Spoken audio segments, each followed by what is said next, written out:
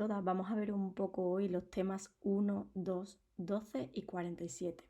Bien es cierto que pueden tener mucha más relación los temas 1, 2 y 12 que el 47, que realmente pues trata un poco más sobre la adaptación a una vivienda. Bueno, en primer lugar, y teniendo en cuenta los primeros temas que vamos a desarrollar, tenemos que decir que realmente para que exista una intervención social y para que ésta sea efectiva tenemos que conocer dónde vamos a intervenir. Y donde vamos a intervenir precisamente sería la realidad social. Por eso es necesario definir el concepto de realidad social y conocer y tener en cuenta esa realidad social en la que se va a llevar a cabo una intervención concreta.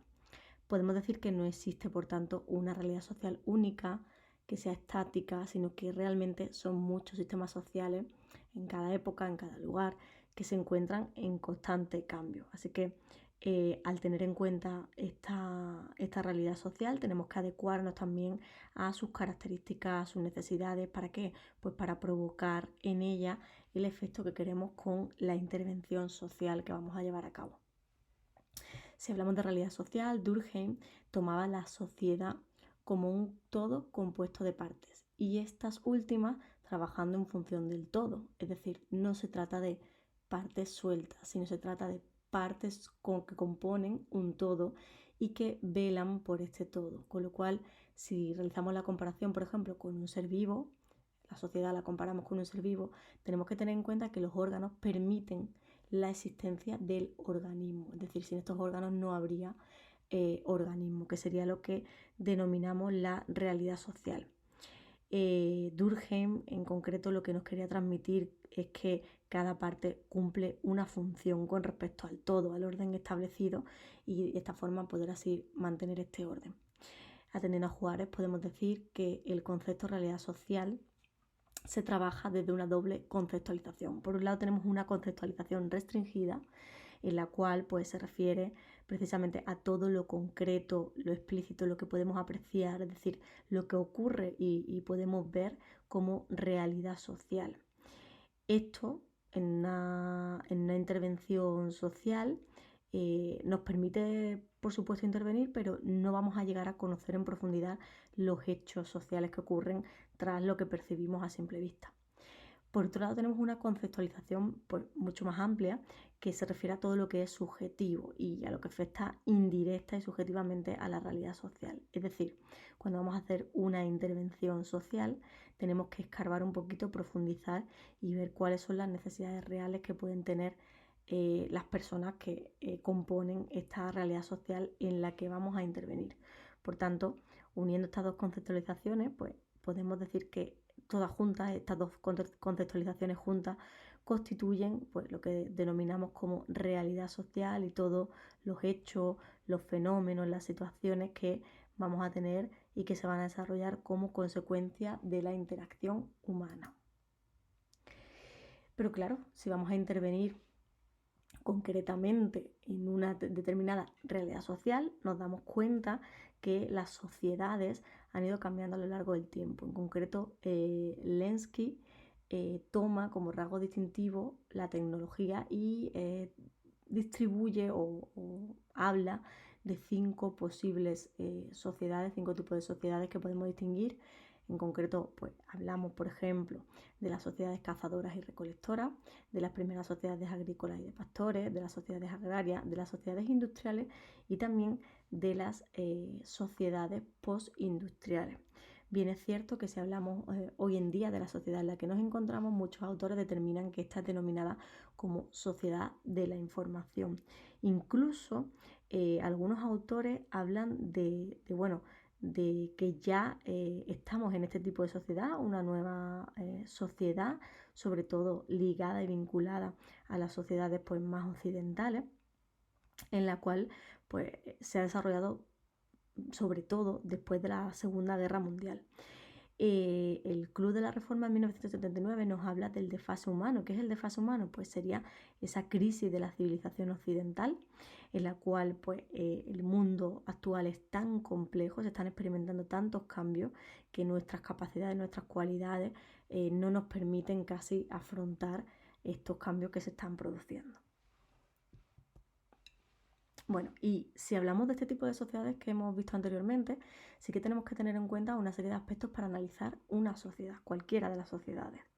Siguiendo autores como Zambrano, pues se nos afirma que podemos tener en cuenta una serie de aspectos a valorar en cuanto al análisis de la sociedad. Por ejemplo, podemos hablar del medio natural, la localización, el terreno, la flora y la fauna, la climatología, etcétera, etcétera.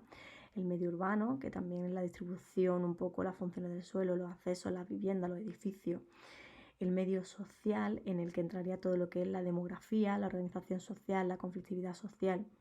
Por otro lado, la historia, ¿no? Toda la evolución histórica a nivel económico, político, social que tienen las sociedades. También la economía, bueno, pues dependiendo un poco qué factores, qué sectores tendrían más auge dentro de cada una de las sociedades. La educación, tanto a nivel de centros educativos como el funcionamiento de estos. La cultura y el ocio, es decir, todas las actividades, equipamientos, organizaciones que velan por un ocio y tiempo libre adecuado. La sanidad y los servicios, es decir, los recursos con los que contamos, la prevención también, el sistema de atención. Y también pues todos los medios de comunicación como son pues la prensa, la radio, la televisión, iniciativas locales, es decir, todos los medios de comunicación que pueden influir en nuestras sociedades. Bueno, y además de esto, ¿qué podemos tener en cuenta? Pues siguiendo autores como Pérez Serrano, vamos a hablar de diferentes ámbitos de intervención social. Ya hemos dicho que tenemos que conocer el entorno y la realidad social en la que intervenimos, pero también tenemos que conocer de qué forma vamos a intervenir, en qué ámbitos. Principalmente distinguimos pues una serie de niveles de intervención, como serían el individual, el grupal y el comunitario. En el individual pues vamos a atender las necesidades de determinadas personas atendiendo a su edad, sexo, origen, discapacidad, situación económica o social, etcétera, etcétera. A nivel grupal, en el que también vamos a, sobre todo, a intervenir en unidades convivenciales, por ejemplo, o en colectivos con unas necesidades similares o más o menos parecidas. Y luego a nivel comunitaria, sobre todo nos centramos en el desarrollo de la propia comunidad, en la mejora de la comunidad con respecto a su entorno. Por otro lado, si hablamos de los ámbitos en los que vamos a intervenir, bueno, existen numerosas clasificaciones, aquí hemos recogido una de ellas, y los ámbitos en los que vamos a intervenir, pues podría distinguirse el ámbito cultural, el ámbito socioeducativo, socioasistencial y socioeconómico. Dentro del ámbito cultural, sobre todo, buscamos difundir y promocionar la cultura, lo que es el desarrollo cultural y de desarrollo colectivo de la realidad social en la que nos encontremos. Por otro lado, tenemos también el ámbito socioeducativo, que va más relacionado con el desarrollo de procesos de aprendizaje en los cuales se busca que se generen pues, valores sociales, ¿no? Tolerancia, cooperación, participación, es decir, todo lo que está relacionado con un ámbito educativo, tanto a nivel formal como informal. En el ámbito socioasistencial, la finalidad es sobre todo la integración de personas, pero a raíz de la mejora de la calidad de vida de los diferentes colectivos que tienen desigualdades. Y buscamos sobre todo favorecer el bienestar en su sentido más amplio. Ya hemos dicho muchas veces que a nivel asistencial, a nivel sanitario, no solo podemos hablar de un bienestar físico, sino que vamos más allá. Y el ámbito socioeconómico, que sería el último de ellos, que nos habla de la necesidad de desarrollar pues, las condiciones sociales y económicas más adecuadas para que todas las personas puedan desarrollarse dentro de la vida en sociedad. Bueno, evidentemente, como ya hemos dicho, hay muchas clasificaciones. Una de ellas también podemos clasificar por tipos de colectivos con los que vamos a intervenir. Por un lado tenemos la intervención con la propia comunidad a nivel comunitario, que entraría en juego lo que sería el desarrollo comunitario, una perspectiva pues, más preventiva, generar recursos también desde la propia comunidad, etcétera, etcétera. Hablamos de la familia y de la infancia como un colectivo importante de intervención dentro del ámbito de la integración social, de la animación sociocultural, y tenemos que tener en cuenta que en el caso de que no exista un entorno familiar adecuado, podemos crear espacios donde se desarrollen unidades de convivencia que puedan ser pues, adecuadas para la mejora de la situación de las personas. Dentro del ámbito de la juventud, pues bueno, ya conocemos todos este colectivo y sobre todo prestamos especial hincapié a adolescentes en riesgo con problemas sociales. Luego tenemos el ámbito de la diversidad funcional, que bueno, es muy complejo, muy diverso sobre todo, y no podemos tampoco agruparlo y generalizar en un todo, pero sí que bien es cierto que tenemos que tener en cuenta las características para una mejor integración de las personas con diversidad funcional. Por otro lado tenemos la tercera edad, de la que ya hemos hablado en bastantes temas, y bueno, sobre todo son los mayores de 65 años y tenemos que prestar especial protección a este colectivo, y es aquí donde aparecen muchos de los profesionales con los que trabajamos desde servicios a la comunidad. Por otro lado, el colectivo de mujer, en el cual pues, se presenta en ocasiones esa doble discriminación, esa interseccionalidad, ya que muchas de las mujeres pertenecen también a otro tipo de colectivo, mujer racializada, mujer con diversidad funcional, mujer de la tercera edad, etcétera, etcétera. Luego tenemos también minorías sociales migrantes, en la cual pues sobre todo hay muchos cambios demográficos que se han producido y que han agravado los problemas de este colectivo concretamente. Luego tenemos la cooperación para el desarrollo, es decir, todas las actuaciones que surgen para promover el progreso económico de determinadas zonas. La psicología ambiental, ¿no? Todo lo que es la preocupación por el medio ambiente, el ecologismo, la ecología, etcétera, etcétera. Y otros sectores emergentes, como por ejemplo, podrían ser pues, el de ocio y tiempo libre y el de los medios de comunicación y las redes sociales que tanta importancia tienen hoy en día. En cuanto a la intervención social en la actualidad, tenemos que tener en cuenta que sobre todo lo que busca, atendiendo a autores como por ejemplo Sachs, es cosas como fomentar la capacidad endógena en zonas pues, más deprimidas, luchar contra la pobreza y la exclusión social, dar cabida a factores culturales, concebir el empleo como parte de la vida activa, mejorar la calidad de vida, promover la sensibilización ante problemas ambientales y poner al servicio del desarrollo las redes de información y de la informática, entre otros.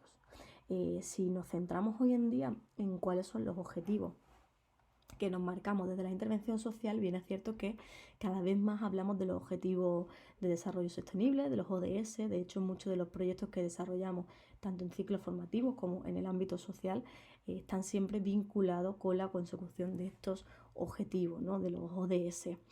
Si lo conocéis, pues son 11 objetivos que marcan nuestras líneas de intervención, las líneas de actuación a nivel global y mundial, que han sido acordadas pues, por numerosos países y que tenemos que ir en la línea de la consecución de estos. Bueno, ¿y cuál ha sido la evolución y los modelos de intervención? Bueno, podemos hablar de una evolución que ha ido desarrollándose poco a poco desde la ayuda mutua, que era, bueno, pues cuando antiguamente, en los inicios de la humanidad, la ayuda social se prestaba simplemente por parte de las personas, la familia, la tribu, el clan o las personas que así se prestaban esta ayuda entre sí. Luego tenemos también pues, la caridad social institucionalizada, ¿no? Ya poco a poco, con el tiempo, esta limosna, esta organización se fue un poco pasando a manos institucionales. Es decir, pasó de la buena voluntad de la gente, que hablábamos antes con la ayuda mutua, a una cuestión pues, bastante más organizada, de forma que podemos hablar de la ayuda pública, asumida pues, por órdenes religiosas principalmente, la ayuda mutua, que también seguía ahí presente, y también pues, bueno, la limosna, que era contemplada como esa forma, ¿no? de caridad a nivel social y religioso. Luego, posteriormente, podemos hablar de la ayuda social asumida por los gobiernos, es decir, en 1853 pues, nos dimos cuenta de que realmente la ayuda a los necesitados no podía ser dejada así aleatoriamente en manos de personas que quisieran un poco intervenir en esto, sino que era una obligación de los propios gobiernos. ¿Qué pasó? Pues que con la edad moderna pues, realmente empiezan a existir nuevas formas de ayuda social. Las administraciones pues, se responsabilizan de estos problemas sociales y hay 3 momentos en el contexto europeo importantes que serían en el que se desarrolla este tipo de ayudas, que serían el sistema de beneficencia pública o asistencia social, que es sobre todo para las personas que no podían trabajar, no eran contributivos y se le daba pues, a personas que así lo necesitaban desde la responsabilidad de las corporaciones locales. Más tarde hablamos de un sistema de prevención social o de seguridad social especialmente reconocido para las personas trabajadoras bajo la responsabilidad también de las administraciones más centrales. Y luego, pues el sistema de protección social o el estado de bienestar, que es lo que tenemos actualmente. Es decir, consideramos y planteamos que todas las personas tienen unos derechos fundamentales y que tenemos que lograr por conseguirlo. Aquí es donde aparece el desarrollo de los servicios sociales comunitarios y los servicios sociales especializados.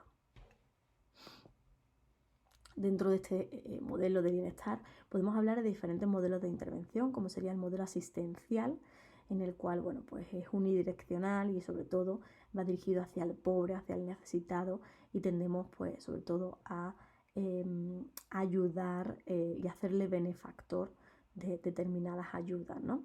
Pero sin embargo el modelo comunitario va más allá, ¿no? Este movimiento sobre todo lo que trata es de intervenir en la comunidad, desde la comunidad y para la comunidad, es decir, hacer partícipe, protagonista, mejor dicho, a las personas con ciertas necesidades, de forma que implique activamente a los ciudadanos en la propia resolución de sus necesidades. Aquí donde aparecen, por supuesto, los perfiles de servicios socioculturales a la comunidad, y podemos hablar de todos los ciclos que actualmente pues tenemos en marcha, ¿no? Dentro de nuestra especialidad. Incluso podemos mencionar en los temas la orden de los ciclos, etcétera, etcétera. Bueno, hablando de la intervención social, de dónde podemos intervenir en la realidad social, etcétera, etcétera, tenemos que pensar también que para esta intervención es necesario una investigación previa, conocer de verdad y en profundidad esos aspectos que decíamos antes que no eran del todo visibles y aparecían en un plano más específico, y autores como por ejemplo Kaufman nos dicen que tenemos que ir hacia la investigación científico-social. ¿Y qué es esto? Esto es la actuación entre la interacción del individuo y su entorno. Es decir, tenemos que investigar cómo individuo y entorno se relacionan y se relacionan entre ellos. El método de investigación social bien es cierto que está contagiado por el método científico y ha de entenderse como un procedimiento riguroso, sistemático, orientado sobre todo a extraer información que sea verdadera y de cualquier objeto de estudio. Es decir, lo que ha ocurrido es que con el paso del tiempo esta investigación, esa investigación científica ha contagiado a la investigación social, y algunos autores como por ejemplo Karl Marx, Cournot o Walras empezaron a utilizar todas las herramientas del método científico en las ciencias sociales. ¿Qué ocurre? Que en las ciencias sociales estamos hablando de un proceso diferente y conlleva por tanto una serie de dificultades. ¿Cuáles son estas dificultades? Bueno, hay que tener en cuenta que la investigación social, a diferencia de otras investigaciones, conlleva conocer a fondo y con objetividad las realidades sociales. Y claro, esto es difícil cuando la realidad social es sobre todo compleja y a veces pues, muy subjetiva. Sierra Bravo, por ejemplo, nos indica que es necesario, que acciones y acontecimientos sociales no son siempre lo más importante. Sí lo es el cambio, es decir, lo que decíamos antes, lo que está en profundidad, lo que subyace, lo que a veces no podemos percibir a simple vista. Por tanto, todo aquello que no se puede medir ni observar directamente es en lo que vamos a prestar especial atención. En la investigación social, pues versa frecuentemente sobre ideas morales y estas son incuantificables. Esto hace que esta investigación social sea aún más compleja.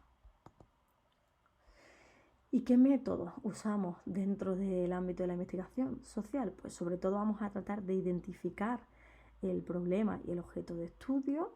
Esta identificación del problema y del objeto de estudio hay que reducirlo a una pregunta que sea específica. Esta pregunta nos va a llevar a la formulación de la hipótesis. La hipótesis pues es: si ocurre esto, entonces ocurrirá otra cosa, ¿vale? Esta hipótesis que nos planteamos y que sería la respuesta a la cuestión que hemos planteado y que hemos simplificado previamente, van a indicar en el proceso de estudio si esta hipótesis puede verificarse o no. Si la verificamos, comprobamos y verificamos la hipótesis a través de diferentes instrumentos que vamos a ver a continuación y vemos las variables que pueden intervenir, entonces es cuando pasaremos a la formulación de los resultados. Bueno, ¿y qué tipo de investigación social tenemos? Bueno, pues hay muchísimos. Pero entre ellos podemos distinguir, por ejemplo, según su finalidad, básica o aplicada. La básica tendría por objeto principal diagnosticar y la aplicada sería sobre todo esa aplicación práctica que queremos hacer tras la investigación. Según su profundidad, pues descriptiva, que trata de conocer un fenómeno social sin importar las causas, explicativa, que pretende conocer el fenómeno social y sus causas, y expositiva, que no solo pretende medir variables, sino también estudiar las relaciones entre las variables. Según la amplitud, macro y micro, ¿vale? A nivel general, universal, o a nivel micro en espacios de la vida cotidiana. Según el carácter, puede ser cuantitativa, basada en fenómenos que pueden cuantificarse y medirse, y cualitativa, que no pueden cuantificarse.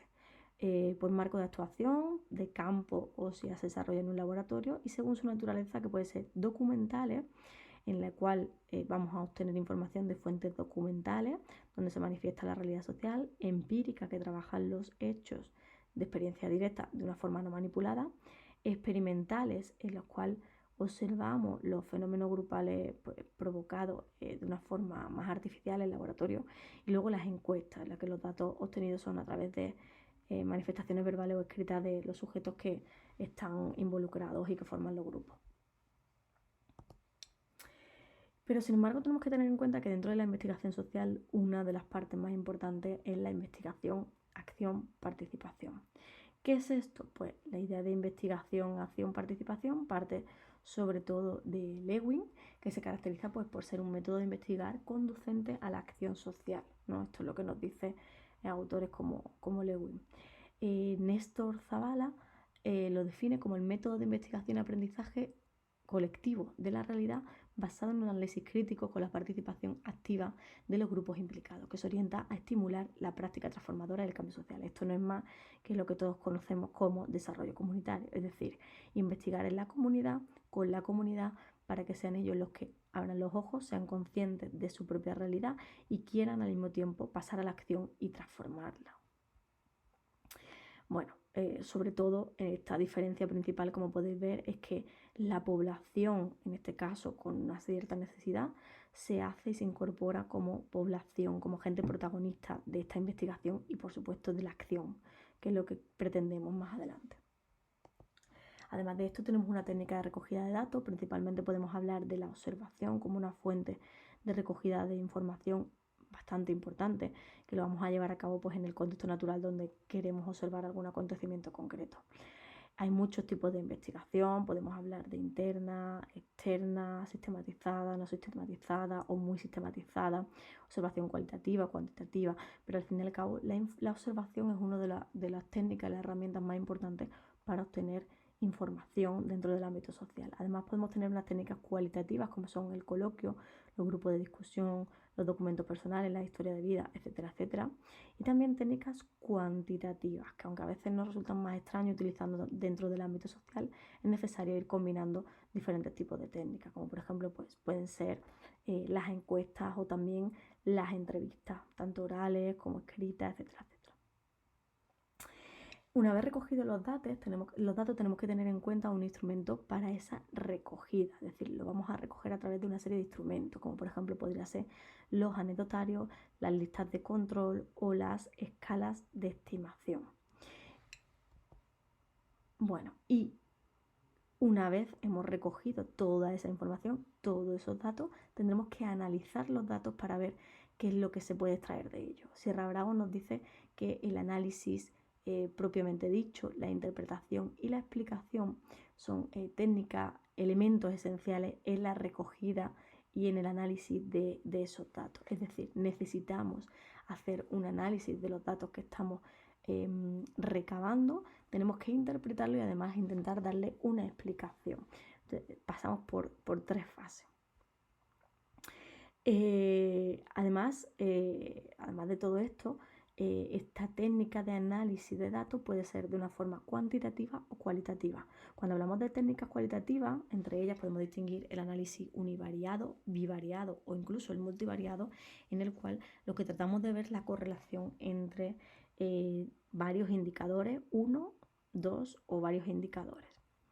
Las técnicas cualitativas, sin embargo, como por ejemplo en la inducción analítica, lo que pretendemos es a través de este procedimiento tratar toda la información recopilada, extraer, hacer un análisis al fin y al cabo de esos datos que hemos estado recabando y de las relaciones que se dan entre los diferentes indicadores, los diferentes agentes que podemos encontrar aquí.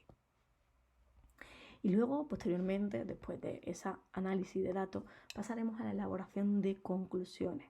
Para la elaboración de conclusiones, una de las partes más importantes es la reducción de datos, ¿vale? Especialmente cuando hablamos de investigaciones cualitativas. ¿Por qué? Porque nos encontramos con un gran volumen de datos, de características, necesidades, cosas que hemos observado y necesitamos reducir, categorizar, clasificar, sintetizar y comparar pues toda esa información. Toda esa información que se va a recoger siempre en un informe final, que es lo que trata sobre todo de dar a conocer para que pueda servir a otras investigaciones, contribuir a sistematizar todo el proceso seguido o bien también que la acción tomada esté controlada a través de dicho informe. Estos informes pueden ser descriptivos, interpretativos o también evaluativos. Bueno, y todo esto ya hemos dicho que se trabaja dentro de las sociedades y por tanto nos vemos obligados a hablar de los grupos. Los grupos al final, ¿qué es un grupo? Un grupo es un determinado número de miembros, quienes para alcanzar un objetivo común se inscriben durante un tiempo prolongado en un proceso relativamente continuo de comunicación e integración y desarrollan un sentimiento de solidaridad, es decir, un sentimiento de nosotros. Está claro que el grupo no es solo la suma de las partes, sino que va más allá. Hay una interdependencia entre los miembros. ¿Por qué las personas formamos grupos? Pues bueno, las razones más importantes es la seguridad, el rango, es decir, reconocemos que podemos tener una posición u otra dentro de un grupo, la autoestima, la afiliación y el vínculo que se establece entre las personas del grupo, el poder y también, sobre todo, el objetivo de una consecución de metas. Dentro de las etapas, bueno, salió aquí un poquito borroso, de las etapas que puede seguir un grupo en el proceso grupal, los grupos van pasando por muchas etapas y esta etapa pues podremos hablar primero de una fase inicial en la que el grupo se desconoce, se va formando poco a poco, una fase de crecimiento en la que el grupo ya se va estructurando, estableciendo normas, distribuyendo tareas, una fase de producción, es decir, vamos ya madurando e identificando de forma grupal pues, los objetivos que queremos conseguir y para qué hemos formado el grupo, y esa fase final que normalmente ya hemos conseguido las metas y disolvemos el grupo. ¿Qué tipo de grupo hay? Bueno, pues podemos clasificarlo según muchos tipos, tamaño, gran grupo, grupo mediano, grupo pequeño. También podemos hablar de esos grupos primarios que son donde hay una colaboración más íntima, o grupos secundarios donde las relaciones son más funcionales. Según la voluntad de creación, un grupo natural, impuesto o preformado. Según la estructura puede haber grupos formales o informales. También grupos de pertenencia o de referencia, que son aquellos sobre todo que influyen con sus normas sobre una persona. Y grupo de flexibilidad, que sería grupo abierto o grupo cerrado. Dentro de los grupos podemos hablar de los roles. ¿Qué son los roles? Pues al final es el conjunto de conductas esperadas que se vinculan con una determinada posición dentro del grupo. Es decir, lo que vamos sobre todo es saber la posición y conducta que tiene cada miembro dentro de esas relaciones que se dan entre los grupos. Según la fuente de la que surge el rol respecto al grupo, podemos encontrar dos tipos, los adscritos y los adquiridos. Los adscritos son roles que vienen de fuera, que se le atribuye a una determinada persona sin que la haya elegido, y los adquiridos son roles que la persona de una forma un poco inconsciente va desempeñando dentro del grupo. Tenemos también muchos tipos de roles. Entre ellos podemos distinguir, por ejemplo, pues los roles de acción, la persona impulsora, la persona realizadora, organizadora, ¿no? La rematadora, que se preocupa porque el trabajo esté bien hecho, los roles sociales como son el coordinador, ¿no? Coordina todos los esfuerzos, los recursos, el investigador que va explorando nuevas oportunidades, el cohesionador que sobre todo intenta cohesionar el grupo y conciliar, y roles mentales, como por ejemplo podría ser la persona más creadora, inteligente, llena de ideas, una persona más evaluadora en el que va sopesando un poco las ideas presentadas, sus pros, sus contras, y la persona especialista que va dando conocimiento y habilidades a nivel técnico. ¿Quién es el líder, por tanto? Pues el líder sería aquel miembro del grupo que influye sobre los demás miembros más de lo que estos influyen sobre él. Es decir, la persona que va liderando el propio grupo. Esto puede ser adquirido o puede ser adscrito. Y dentro de esto podemos distinguir varios tipos de liderazgo.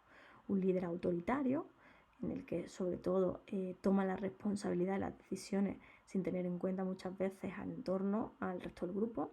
El líder participativo democrático, que sí tendría en cuenta al resto del grupo y decidiría de una forma más consensuada. Y el líder liberal o laissez-faire, que sobre todo intenta que no toma decisiones de forma autoritaria, sino que las va delegando. Dentro de los grupos se forman, por tanto, dinámicas grupales. Lewin fue uno de los primeros en el estudio de los grupos y uno de los primeros en emplear el término dinámica de grupo. ¿Por qué surgen las dinámicas grupales? Bueno, pues principalmente porque el grupo no es una suma de miembros y que la interacción psicosocial está en la base de la evolución de los grupos y de sus movimientos es algo lógico. La evolución, además, dinámica del grupo debe contar con el lugar donde se dan las interacciones, es decir, el propio entorno. Estas serían algunas técnicas de clasificación, según, por ejemplo, autores como Anderegg, de las dinámicas de grupo. Podemos encontrar muchas dinámicas de grupo, entre ellas pues destacamos dinámicas de iniciación, de cohesión, de producción grupal, de medición, etcétera, etcétera. Aquí os hemos dejado, con respecto a estos tres temas que acabamos de abordar, el informe FOESA. Si pinchamos aquí, nos va a llevar el enlace al informe hace unos días. O sea, estaba recién salido del horno. Está recién salido del horno el informe FOESA, que nos habla de elementos que la componen y la relación entre diferentes aspectos de nuestra sociedad en general. En concreto, como he dicho, este informe es bastante reciente de la evolución, pues toda la cohesión social y las consecuencias de la COVID en España, del año 2022, y está promovido por la Fundación FOESA, que es el Fomento de Estudios Sociales y de Sociología Aplicada. Más concretamente, en este caso, participan habitualmente en el informe FOESA pues un montón de agentes. Está promovido principalmente por Cáritas Española y bueno, diferentes autores de diferentes universidades y sobre todo de diferentes áreas van participando para hacer un análisis muy exhaustivo de la realidad.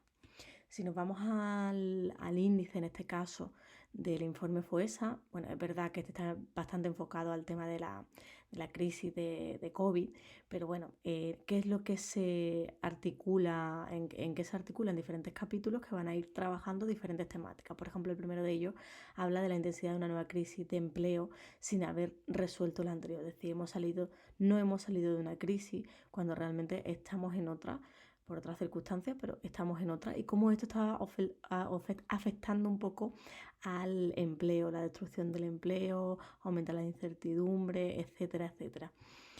También habla pues de los cambios en las condiciones de trabajo debido a esto, del impacto de la crisis en los empleos pues informales y en la actividad económica de los sectores más vulnerables, ¿no? Cómo esto ha afectado a estos sectores más vulnerables, el impacto de la pandemia sobre la desigualdad, el efecto de la pandemia sobre vulnerabilidad económica y falta de ingresos. Aquí ya empezamos a meternos en todo lo que sería personas vulnerables en exclusión social. Nos habla también de los cambios en el indicador AROPE, que son los cambios que miden la exclusión social y la pobreza, un indicador, que mide la exclusión social y la pobreza, etcétera, etcétera. Además, también cómo esa COVID-19 ha aumentado esos procesos de exclusión social. Se ha analizado exhaustivamente cómo ha incidido en la población en exclusión esta pandemia. También, pues, cómo se ha orientado las políticas de inclusión y activación a partir de conocimiento de los sectores excluidos, etcétera, etcétera. Por otro lado, nos encontramos también con la brecha digital, ¿no? Todo lo que ha ocasionado la COVID-19 y la brecha digital, el impacto de género, etcétera, etcétera. Entonces, lo que queremos haceros mostrar con esto, porque sería muy entretenido en cada uno de ellos, pero como podéis ver, se trata diferentes aspectos, población extranjera, y cómo nos encontramos hoy en día, nuestra sociedad se encuentra hoy en día dentro de cada uno de esos aspectos. Es verdad que de una forma exhaustiva se trata el tema del empleo y cómo repercute en estos colectivos, pero bueno, no es la única cuestión que se va trabajando, ¿vale?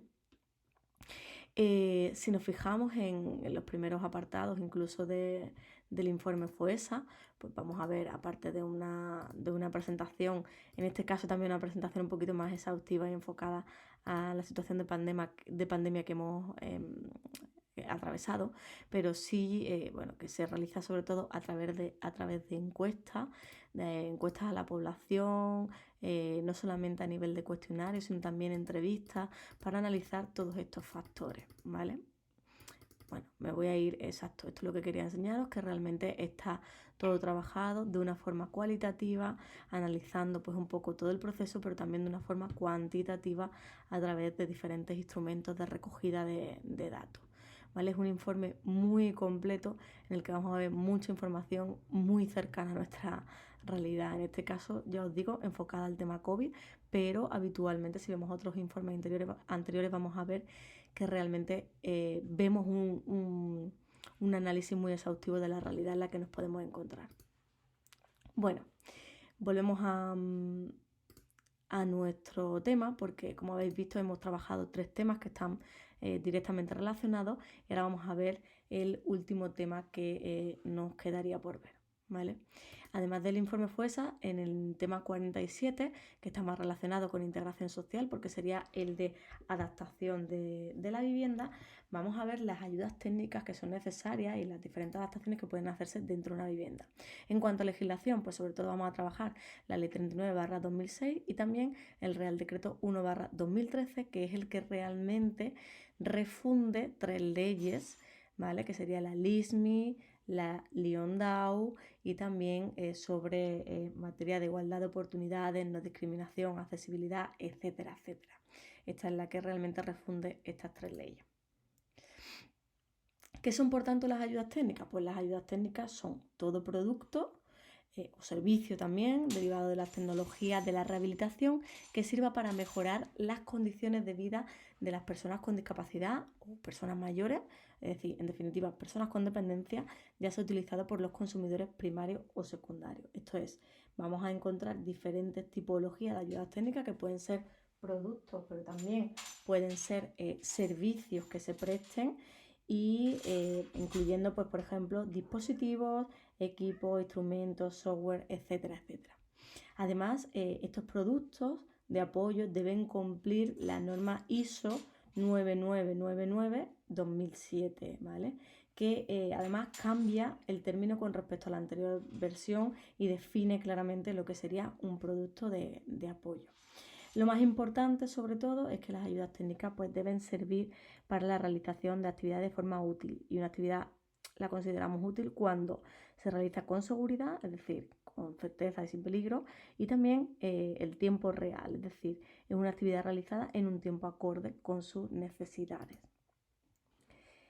Bueno, estas ayudas técnicas, ¿dónde podemos encontrarlas principalmente? Las vamos a encontrar en el CEAPAT, en el Centro de Referencia Estatal de Autonomía Personal y Ayudas Técnicas, y vamos a encontrar diferentes ayudas técnicas o productos de apoyo relacionadas pues, con muchas tipologías diferentes, desde algunas relacionadas con la comunicación, para la realización de actividades domésticas, para la movilidad personal, para el empleo y la formación, el esparcimiento de los tiempos libres, etcétera, etcétera. En cuanto a los usos de ayudas técnicas, lo que tenemos que tener claro sobre todo es que va a facilitar las tareas básicas de la vida diaria, las tareas domésticas, la comunicación, la movilidad y en algunos casos también el tema de la conducción. ¿Qué es lo más importante? Porque esas ayudas técnicas se van a ajustar a las necesidades del usuario, han de ser eficaces, es decir, facilitar la función y, sin malgastar pues, ni energía ni esfuerzo, más del necesario. Deben aliviar y no empeorar una situación, está claro que no, tienen que servir siempre para una mejora y tienen que adaptarse al medio o al entorno del usuario. El proceso de creación y elección de una ayuda técnica, pues debe participar un equipo multidisciplinar, es decir, será la persona especialmente la que vea si es útil o no, pero realmente el propio usuario, sino también tienen que participar otros agentes que pueden dar recomendaciones, ver cuáles serían las opciones más factibles, como por ejemplo médicos, terapeutas, logopedas, psicólogos, trabajadores sociales, etcétera, etcétera. No existe una persona estándar, es decir, existen diversidad de situaciones, con lo cual esto va a ocasionar que lo que es apto para una persona, una ayuda técnica que es apta para una persona, quizá no lo sea para otra. Y hay que tener en cuenta que además dentro de la vivienda tenemos que hacer frente a los riesgos más comunes que podemos enfrentar, como son quemaduras, caídas, asfixia, golpes, cortes, aplastamientos, lesiones por electricidad, etcétera, etcétera. En cuanto a las modificaciones de la vivienda, esto lo vamos a ver más en el vídeo de supuesto práctico, así que aquí lo vamos a pasar un poco por encima, pero ¿qué modificaciones podemos haber? Bueno, pues podemos realizar diferentes modificaciones. Podríamos hablar de 4 tipos de modificaciones. La eliminación de barreras arquitectónicas, que ahora veremos cómo pueden ser, las ayudas técnicas o productos de apoyo que podemos introducir, telealarmas, que puede haber telealarmas pues, de muchos tipos, desde de corte más visual, auditivo, etcétera, etcétera, y otro tipo de modificaciones a nivel físico, que pueden ser incluso modificaciones pues, más sencillas de lo que a veces pensamos, ¿no? La originalidad también está muchas veces en la resolución de estas adaptaciones para la vivienda. Se puede vivir la vivienda en el acceso, entorno cercano a la vivienda, el acceso a la propia vivienda, sobre todo en el caso de que hablemos de un bloque de pisos, por ejemplo, una comunidad. Por otro lado, también tenemos las áreas de circulación horizontal, áreas de circulación vertical, áreas higiénico-sanitarias y espacio para la preparación y consumo de alimentos. En este caso, estas últimas dos aparecen bastante diferenciadas porque nos vamos a dar cuenta de que son importantes en el desarrollo de nuestra vida diaria. Para cada una de ellas hay una serie de recomendaciones. Por ejemplo, pues podemos recordar que para el acceso, si es deficiencia visual, pues tendremos que tener en cuenta emplearse rebajes. También se pueden señalizar estos rebajes con placas con contraste de figura a fondo. Para deficiencias motoras, pues los pavimentos tienen que ser autodeslizantes para personas con movilidad reducida. Deberían estar dotados también de dibujos en relieve para poder identificar y evitar el deslizamiento. Y bueno, para temas de deficiencias motóricas y visuales, pues que no haya resaltes como buzones, interruptores que pueden un poco dañarnos en el caso que así fuera. Además de todas estas áreas de intervención que hemos mencionado anteriormente y que vamos a ir un poco analizando, sobre todo en el caso de supuesto práctico, qué modificaciones son posibles, especialmente en el caso de movilidad, es decir, deficiencias a nivel motórica o física, y en el caso de discapacidades a nivel sensorial, ¿no? Como son las auditivas y las visuales. Bueno, pues tenemos también una serie de intervenciones que ya lo hemos visto también con el tema del servicio de ayuda a domicilio, en la cual podemos ver que hay unas actuaciones que ofrece el servicio de ayuda a domicilio que va a complementar precisamente pues, esta adaptación a la vivienda. ¿Cuáles son esas intervenciones? Pues bueno, por un lado, necesidades domésticas del hogar, como por ejemplo sería la alimentación, el vestido y el mantenimiento de la vivienda. Y por otro lado, todas aquellas de carácter personal, como son pues, la higiene personal, la ingesta de alimentos, la movilidad, los cuidados especiales y también la vida familiar y social, que es bastante importante. ¿Y qué os hemos presentado aquí? Pues por un lado tenemos el CEAPAD, que en este caso pues ya hemos hablado un poco por encima del CEAPAD, de este centro un poco pensado para ofrecer ayudas técnicas a las personas que así lo requieran. Bueno, pues tenemos aquí el catálogo de productos de apoyo. También tenemos pues diferentes proyectos que llevan a cabo, ¿no? Accesibilidad en el juego, comunicación alternativa, también pues cómo adaptar una vivienda a personas con Alzheimer, ¿no? Tema de lectura fácil, etcétera, etcétera. ¿Vale? Es decir, podemos investigar un poquito por la página, incluso puede ser que haya publicaciones que os puedan resultar interesantes para la justificación, en este caso, de temas de supuesto práctico, la introducción, etcétera, etcétera.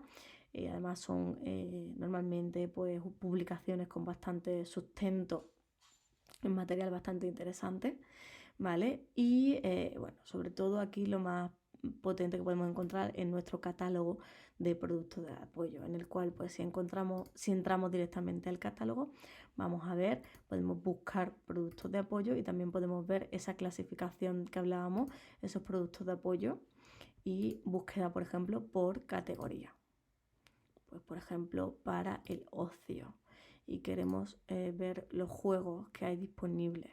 Pues aquí tenemos desde videojuegos hasta baraja de póker con braille, un joystick para el teclado numérico, etcétera, etcétera, etcétera. Al final se están atendiendo muchas diversidades, ¿vale? Desde, bueno, elementos para los más pequeños, los más mayores, y para diferentes tipos de discapacidad y diversidad, que es lo que al final nos resulta más interesante, ¿vale? Por otro lado, hemos puesto también un artículo que me resultaba muy interesante, porque si pinchamos aquí vamos a ver un artículo que está destinado a la tecnología y a la accesibilidad de las personas con enfermedad mental. Esto es algo que hablo habitualmente con mis propios alumnos, ¿no? De cómo la salud mental, pues, bueno, cada vez es verdad que está teniendo más importancia, pero a veces cuando hablamos de los colectivos no hablamos de la enfermedad mental y de la salud mental como uno de ellos, y sin embargo sí que debería serlo.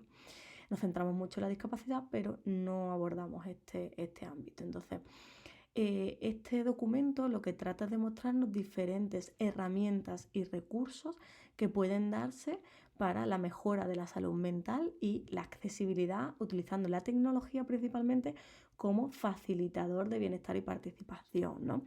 Por ejemplo, sobre todo me centraría en el punto 4, en el que se ofrecen videojuegos, es decir, tratando los videojuegos como es verdad que es un riesgo para la salud mental, dependiendo de cómo se utilice, pero sí que es verdad que puede ser una ayuda en algunos de los casos. En este caso se habla de un videojuego especialmente que es The Secret Trail of the Moon, varias aplicaciones, realidad virtual, etcétera. Este videojuego lo que hace, creo que está aquí un poquito más abajo, exacto. Este videojuego lo que trata principalmente es de ayudar a personas con déficit de atención, ¿vale? Es decir, sobre todo nos hace ayudar a la persona al tratamiento de personas que tienen ese déficit de atención, y es al final una oportunidad de entretenimiento al mismo tiempo que motivacional y de aprendizaje, ¿vale? Más adelante, aquí lo tenéis, trastorno por déficit de atención e hiperactividad. En este caso os explica un poco también cómo utilizar este videojuego para la rehabilitación, qué es, cómo se puede emplear y de qué forma beneficia o ayuda a estas personas con este tipo de trastorno, ¿vale? Si nos vamos al siguiente punto, vamos a encontrar, por ejemplo, aplicaciones que pueden implementarse para diferentes tipos también de trastornos, enfermedades mentales, etcétera, etcétera. Aquí. Aplicaciones que están ya dirigidas pues, a dispositivos móviles cotidianos como los que tenemos hoy en día. Este tipo de aplicaciones pues, pueden utilizarse para trabajar diferentes ámbitos de la salud mental, ¿vale? Bueno, aquí tenéis algunos ejemplos de aplicaciones para terapia cognitivo-conductual, como son, por ejemplo, Pacífica, Mood Notes, Happify, etcétera, etcétera. También nos vamos a encontrar con otro tipo de aplicaciones basadas en el centrarnos mentalmente, lo que sería la relajación, mindfulness, etcétera, etcétera. Un ejemplo también sería la aplicación Calma, ¿no? Que es para adolescentes y prevención del suicidio. También tenemos la aplicación Prevent Suicide, que está relacionada también por lo que decíamos anteriormente para la prevención del suicidio. Para la bipolaridad tenemos también el proyecto Simple, etcétera, etcétera. Aquí vamos a encontrar un montón de aplicaciones dirigidas pues, a ansiedad, depresión, etcétera, etcétera, ¿vale? Podéis echarle un ojito y sobre todo lo importante de esto es que nos quedemos con cómo las nuevas tecnologías pueden ayudar en muchos sentidos, incluso no solo a nivel de discapacidad, que también veremos algunos aspectos en los que puede resultar muy útil, sino que vamos a hablar también de otro tipo de afecciones como son las enfermedades mentales o los trastornos que puede existir en ese nivel, y cómo aplicaciones cotidianas y el desarrollo de estas aplicaciones nos puede ayudar en nuestro propio día a día. Finalmente, otro de los aspectos interesantes de este documento es el uso de la realidad virtual y la realidad aumentada, ¿vale? En el cual pues, puede servirnos para una intervención de la salud mental a través de diferentes herramientas, ¿vale? Son herramientas que nos sirven un poco para la intervención en salud mental. Y bueno, pues esta es un poco la perspectiva que queríamos daros en todo este tema. que nos resulta bastante interesante, no solamente centrarnos en el tema de discapacidad, que también vamos a ver muchos aspectos, pero ver la salud mental como también una forma de intervención y de adaptación del propio domicilio y de mejora de nuestra vida a través de las nuevas tecnologías. Para cualquier cosita ya sabéis que podéis hacernos llegar las dudas que tengáis y un saludo.